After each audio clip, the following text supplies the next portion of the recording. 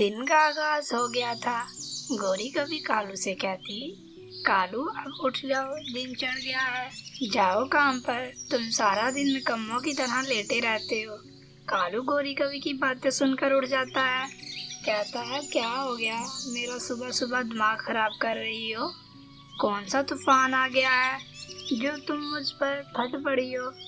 गौरी कहती, कालू घर में खाने के लिए कुछ भी नहीं है, कल भी मैंने टोनी से खाना मांगकर गुजारा किया था, वो तो भला हो उसका जो उसने खाने के लिए मुझे दे दिया।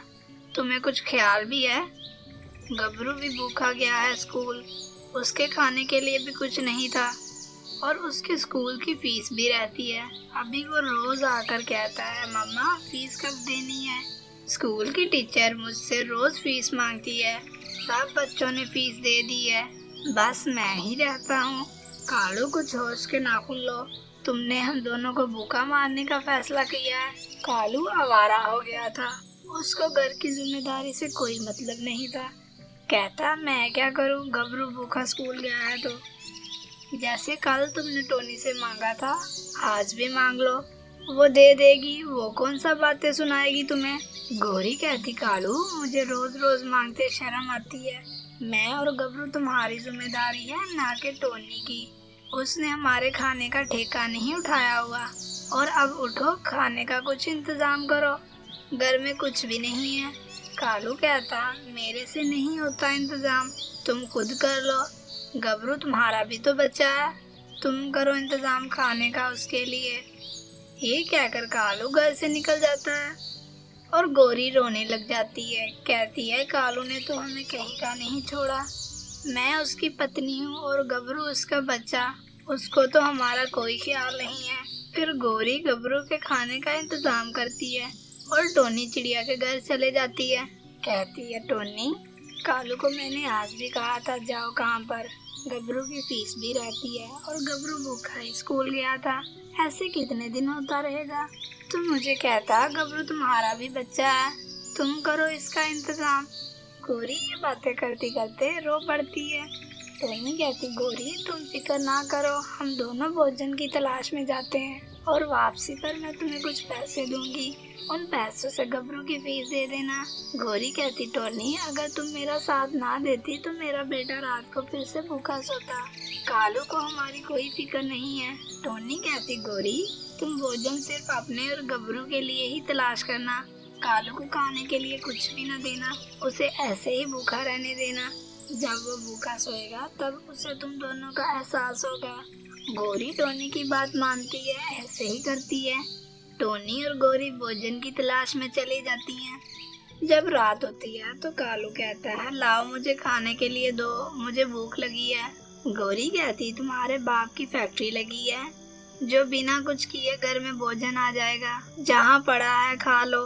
तो कालू कहता, तो फिर तुम दोनों ने क्या खाया है? गौरी कहती, जो मर्जी खाया हो, तुम्हें इससे क्या, तुमने तो कहा था गबरू तुम्हारी जिम्मेदारी है और तुम मेरी जिम्मेदारी नहीं हो, जाओ जाकर खुद भोजन ढूंढो और खाओ, अब मैं अपने बच्चे का खुद ख्याल रख लूंगी, अगर तुम सुबह भी काम पर ना गए तो मैं तुम्हें घर से निकाल दूंगी। कालू कहता, रुको रुको, कितनी जुबान चल रही है तुम्हारी, एक दिन भोजन क्या ले आई खुद को 30 मार खा समझती हो। गौरी कहती, हाँ मैं समझती हूँ, अब खुद भोजन का इंतजाम करो तो खाओ उसे, मेरे पास तुम्हारे लिए कुछ भी नहीं है। कालू को भूखा ही सोना पड़ता है। अगले दिन फिर से वही काम, कालू काम पर नहीं जाता है, सोया ही रहता है। जब वो उठता है तो गौरी घर ही नहीं थी। कहता, अब ये कहाँ चले गई, मुझे अब भोजन कौन देगा। गौरी टोनी के घर थी। टोनी कहती, गौरी क्या कालू आज भी काम पर नहीं गया? तो गौरी कहती, नहीं, मैंने तो उसे रात खाने के लिए भी कुछ नहीं दिया, भूखा ही सो गया। और टोनी तुम्हारा शुक्रिया जो तुमने मुझे पैसे दिए थे, उन पैसों से मैंने गबरू की फीस दे दी। टोनी कहती, शुक्रिया की कोई जरूरत नहीं है, हमें मुश्किल में एक दूसरे की मदद करनी चाहिए। टोनी कहती, गौरी तुम ऐसा करो, आज अपनी बहन के घर चली जाओ, जब कालू घर वापस आएगा तो तुम दोनों घर नहीं होगे, उसे तुम दोनों की कमी महसूस होगी और वो आज भी भूखा सोएगा। गौरी को ये बात ठीक लगती है और वो टोनी के कहने पर शाम को अपनी बहन के घर चले जाती है। जब कालू घर वापस आता है तो गोरी घर में नहीं थी और ना ही गबरू। कहता अब ये दोनों कहाँ चले गए। कालू को भूख भी लगी हुई थी, खाने के लिए भी कुछ नहीं था। कहता मैं नदी के पास सोता रहा, मैं खुद के लिए ही भोजन तलाश कर लेता, क्या अब मुझे भूखा ही सोना पड़ेगा। कालू को अभी अपनी गलती का एहसास नहीं हुआ था। इधर गोरी की बहन गोरी से कहती है, गोरी क्या हुआ, सब ठीक तो है ना। गोरी कहती है, नहीं बहन, कुछ भी ठीक नहीं है। कालू ने मेरी जिंदगी को नर्क बना दिया है। ना तो वो कोई काम करता है जिससे घर में कुछ पैसे आए, ना ही वो भोजन तलाश करता है जिससे हम दोनों अपना पेट भर सकें। उससे हमारी कोई फिक्र नहीं है। वो सारा दिन सोया ही रहता है या फिर वो नदी के पास जाकर सो जाता है। मैं उससे तंग आकर तुम्हारे पास आई हूँ। तो गोरी की बहन कहती, गोरी जब तक तुम्हारा दिल करे तुम यहाँ पर रह सकती हो, फिक्र करने की कोई जरूरत नहीं है। और गोरी की बहन गोरी से कहती, मैं तुम्हें एक मशवरा दूं। तो गोरी कहती, हाँ बोलो।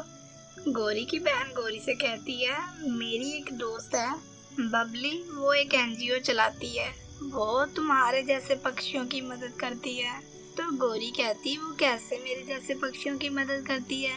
गोरी की बहन कहती, वो ऐसे पक्षियों को काम भी सिखाती है कि तुम जैसे पक्षी अपना गुजर बसर खुद कर सको और अपनी कमाई खुद कर सको। और उसके पास एक फोर्स भी है जो कालू जैसे लफंगों को सेट करती है मिनटों में। गोरी कहती, क्या वो कालू को सेट कर सकती है। तो वो कहती, उसने इससे भी बदतर पक्षियों को सेट किया हुआ है, कालू तो उसके आगे कुछ भी नहीं है। गोरी कहती, तुम ऐसा करो, अपनी दोस्त से मेरी बात करो और उसे कालू की सारी बातें बताओ ताकि वो मेरी मदद कर सके। तो गोरी की बहन कहती है, हाँ जरूर, मैं सुबह ही उससे बात करूंगी और उससे कहूंगी सुबह ही कोई फोर्स का पक्षी तुम्हारे साथ भेजे जो कालू का सॉफ्टवेयर अपडेट कर सके। गोरी अपनी बहन की बातें सुनकर बहुत खुश थी कि कालू ठीक हो जाएगा। गबरू अभी छोटा है, उसको एक बाप की जरूरत है। अगले दिन कालू सो रहा था, गोरी आती है, कालू की आंख खुल जाती है। कालू कहता है, कहाँ से आवारागर्दी करके आ रही हो, तुम्हें नहीं पता मुझे खाने को कौन देगा। तो गोरी कहती, तुम्हारे कौन सा हाथ पैर टूटे हैं जो तुम खुद नहीं खा सकते, जब घर में भोजन होगा तो मैं तुम्हें कुछ दूंगी। कालू कहता, तुम किस लिए हो, अपने पति का ख्याल रखा करो, उसके लिए भोजन लाया करो। इतने में एक चील गार्ड अंदर आ जाता है, कहता है, मैंने सुना है तुम्हारी जुबान बहुत चलती है और तुम सोए रहते हो, अपनी पत्नी और बच्चे को बेसहारा छोड़ा हुआ है। कालू कहता, तुम कौन हो, जाओ यहाँ से, मेरे घर से निकलो। तो वो चील कालू को मार मार कर उसका चीला बना देता है। वो चील कहता है, अपनी पत्नी से माफी मांगो और रोज सुबह के वक्त काम पर जाओगे और भोजन का इंतजाम भी तुम खुद करोगे। तो कालू कहता, हाँ हाँ गोरी, मुझे माफ कर दो, मैं खुद भोजन लाऊंगा, तुम्हें कहीं जाने की जरूरत नहीं है। चील कहता है, अगली बार शिकायत आई तो मैं अकेला नहीं आऊंगा, मेरे साथ 5 और भी होंगे जो तुम्हारी हड्डियों को नमक लगाएंगे। और वो चील चला जाता है। कालू फिर से गोरी से माफी मांगता है, कहता है, अब मैं सारा काम खुद करूंगा, तुम दोनों का ख्याल रखूंगा, तुम दोनों मेरी जिम्मेदारी हो। दोस्तों, इस कहानी से हमें सीख मिलती है, हमें अपने परिवार का ख्याल खुद रखना चाहिए। हमारा परिवार हमारी जिम्मेदारी है, ना कि दूसरों की। अगर हम अपने परिवार का ख्याल नहीं रखेंगे तो हमारा परिवार दूसरों के हाथों में महफूज नहीं होगा। दोस्तों, आपको आज की कहानी कैसी लगी? ऐसे ही मजे मजे की कहानियाँ देखने के लिए हमारे चैनल को सब्सक्राइब करें और वीडियो को लाइक और अपने दोस्तों के साथ शेयर करें।